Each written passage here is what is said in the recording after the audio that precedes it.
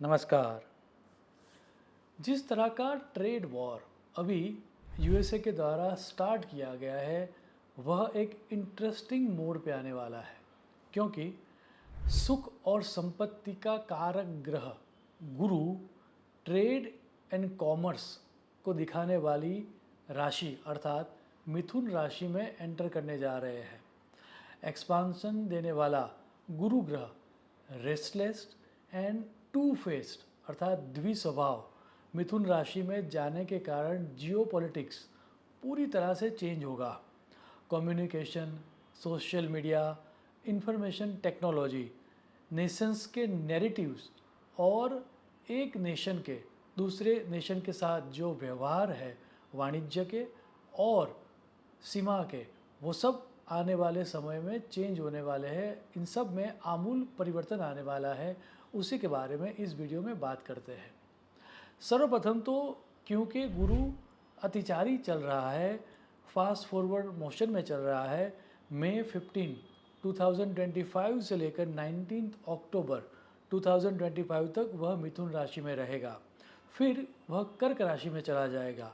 वहीं कर्क राशि में वक्री होकर वह वापस मिथुन राशि में आएगा और 5 दिसंबर 2025 से लेकर 2 जून 2026 तक वह मिथुन राशि में ही रहेगा।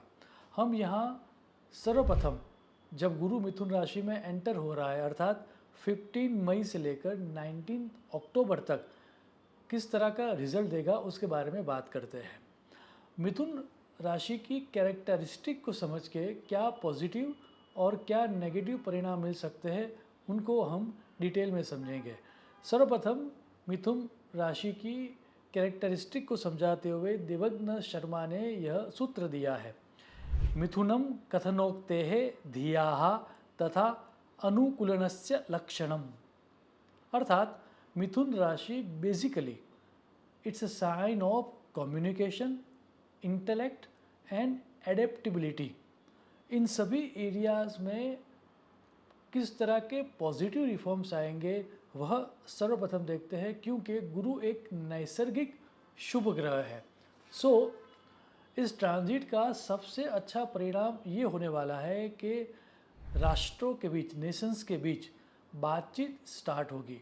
अभी टैरिफ वॉर को लेकर जो अनसर्टेनिटी चल रही है वह क्लियर होगी। इकोनॉमिकल कंडीशंस थोड़ी स्टेबल होगी। संहिता विचार टीका एक स्पष्ट सूत्र देती है, मिथुने गुरुः जनपदानां मध्ये वाणिज्य संधयः आर्थिक संवादाश्च, अर्थात राष्ट्रों के बीच lots of uncertainty and confusion के बाद ट्रेड एग्रीमेंट्स होते हैं। इकोनॉमिकली दोनों राष्ट्रों को बेनिफिट हो उस तरह के कॉमन ग्राउंड्स निकलते हैं। क्योंकि मिथुन कम्युनिकेशन की राशि है, इस समय में सोशल इंटरेक्शंस काफ़ी बढ़ते हैं। नेटवर्किंग से, कनेक्शन एस्टैब्लिश करने से सबको लाभ होता है। यदि आपके अंदर वह कैरेक्टरिस्टिक है और यदि आप नेटवर्किंग को एस्टैब्लिश कर रहे हो, अपने सोशल सर्कल को एक्सपांड कर रहे हो, तो याद रहे यह समय आपको अकल्पनीय लाभ देगा। अब ट्रैवलिंग भी इस समय में बढ़ेगा। इतना ही नहीं, social media companies, IT sector एवं ट्रैवलिंग इंडस्ट्री में बहुत बड़ा उछाल आएगा। हालांकि स्टॉक मार्केट को इस समय थोड़ा संभालना होगा, काफ़ी वॉलेटिलिटी रहेगी। भले ही शॉर्ट टर्म के लिए मार्केट ऊपर जाता हुआ दिखेगा, तेज़ी दिखेगी, लेकिन ओवरऑल मार्केट फ्लक्चुएशन में रहेगा, कुछ क्लैरिटी नहीं आएगी। इस समय में यदि आपको इन्वेस्ट करना है तो हमारी सलाह है कि किसी एक्सपर्ट को पूछ कर ही आपको अपने डिसीजंस लेने चाहिए। भले ही गुरु एक पॉजिटिव और नैसर्गिक शुभ ग्रह है, लेकिन फिर भी कुछ एरियाज़ में चैलेंजेस तो आएंगे ही आएंगे। और उसके बारे में बात करते हुए गौतम वाणी और नारद मुनि ने यह श्लोक दिया है, मिथुने च गुरुर्याति तत्राब्दे दारुण भयम नृपाणाम विग्रह तत्र स्वल्पम तोयम भविष्यति। श्लोक को यदि डिकोड करें तो ये समझ में आता है कि गुरु जब मिथुन में हो तब पूरे विश्व के ऊपर एक तरह का भय बना रखता है। ड्यू टू रॉन्ग नैरेटिव या फिर लैक ऑफ कम्युनिकेशन या फिर रॉन्ग कम्युनिकेशन, राष्ट्रों के बीच वॉर लाइक सिचुएशन क्रिएट होती है, जिससे पूरे विश्व में एक तरह का भय का वातावरण बना रहता है। ट्रेड वॉर बिटवीन यूएसए और चाइना इस समय के दौरान थोड़ा बहुत और सघन होगा, इंटेंस होगा। यह विश्व आने वाले समय में यूएसए के साथ जुड़े हुए कंट्रीज़ और चाइना के साथ सपोर्ट में रहने वाली कंट्रीज़, ऐसे दो भागों में विभाजित होता हुआ हम देखेंगे, क्योंकि जेमिनी खुद टू फेस को रिप्रेजेंट करती है। क्योंकि मिथुन वायु तत्व की राशि है, हरिकन, टॉर्नेडो या वायु संबंधी नेचुरल कैलेमिटीज़ भी होने की संभावना है।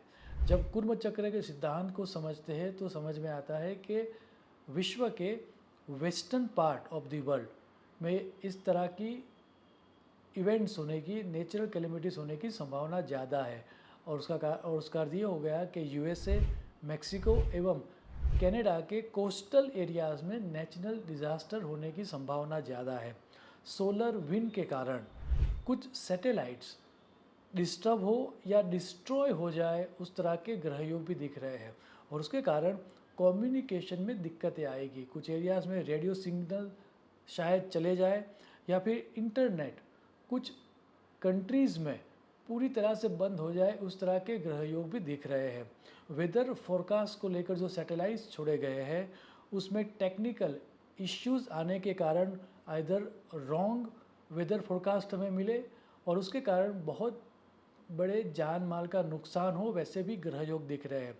ओवरऑल बैंकिंग सेक्टर में साइबर फ्रॉड होने की, कुछ कॉरपोरेट्स के ऊपर साइबर अटैक्स होने की संभावना भी इस समय में बनी रहती है, क्योंकि मिथुन राशि ट्रेड और कॉमर्स को दिखाती है, तो फाइनेंशियल फ्रॉड होने की संभावना इस समय के अंदर ज़्यादा है।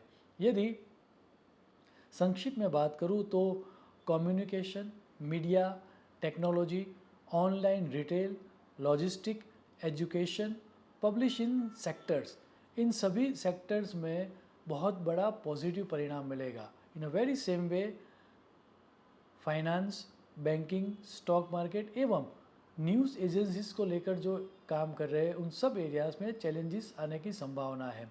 अंत में याद रहे कि मिथुन राशि जो है वह स्पीच, इंटेलेक्ट एंड एडेप्टिबिलिटी को दर्शाती है। सो यदि हम हमारी वाणी को, उसमें भी सिलेक्शन ऑफ वर्ड्स को अच्छी तरह यूज़ करें, हमारे इंटेलेक्ट को यदि सही कर्मों में लगाए एवं व्यवहार में यदि हम थोड़ा बहुत फ्लेक्सिबल रहेंगे, तो यह ट्रांजिट सुनिश्चित हमें शुभ फल देगी। गुरु की यह ट्रांजिट हम सब के जीवन में सुख, शांति और समृद्धि लाए, ऐसे ईश्वर को प्रार्थना करके मैं मेरी वाणी को विराम दूंगा। शुभम भवतु। प्रणाम।